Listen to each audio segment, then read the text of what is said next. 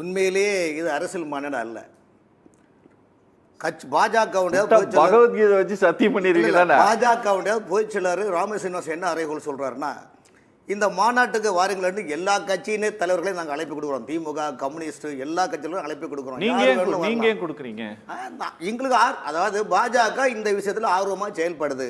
நீங்களும் வாருங்கள். திமுக, காங்கிரஸ் எல்லா சர்வ கட்சி தலைவர்களுக்கும் தமிழ்நாடு முழுவதும் அந்தந்த மாவட்டத்துடைய இந்து முன்னணி தலைவர்கள், நிர்வாகிகள், இந்து அமைப்புகள் கொண்டு கொடுக்கின்றன. ஆகவே ராமசீனிவாசன் சொன்னது போல் இது அரசியல் மாநாடு அல்ல.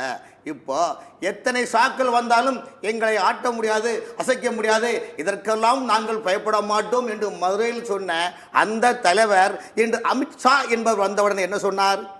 5000 ஆண்டுகள் 1500 ஆண்டுகளுக்கு முன்னாலே திருப்பரங்குன்றத்தை எப்படி இந்த இதிகாசங்கள் இருந்தன, அந்த இதிகாசத்தை கூட வரலாற்று மறந்து நீங்கள் சிக்கந்தர் மலைக்கு முக்கியத்துவம் கொடுக்கின்றீர்களே, அங்கு உள்ள எம்பி அங்கு அந்த தொகுதியுடைய பக்கத்து மாவட்டத்தினுடைய எம்பி அங்கு சென்று பிரியாணி சாப்பிடுகின்றாரே, இதற்கு யார் பால் ஊட்டி, மோர் ஊட்டி, தயிர் ஊட்டி வளர்க்கின்றது என்றால் தமிழகத்தில் ஆளும் திராவிட கட்சிகளுடைய நிலைப்பாடு தான்.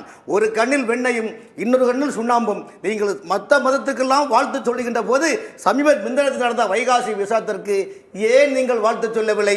உங்களுக்கே சாமி இல்லை, சமயங்கள் இல்லை, சமய துஷ்பிரகம் செய்ய திராவிட இயக்கங்களுக்கு முருகன் தேவை என்றால் இந்து அமைப்புகளுக்கு முருகன் தேவை, பாஜக தேவை.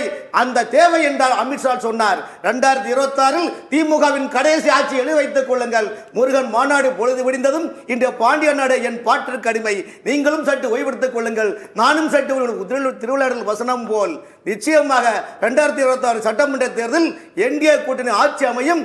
அதில் முருகன் பெருமான் காட்சி வருவார். காரணம் என்றால் தமிழகத்தில் முருகன் மாநாடு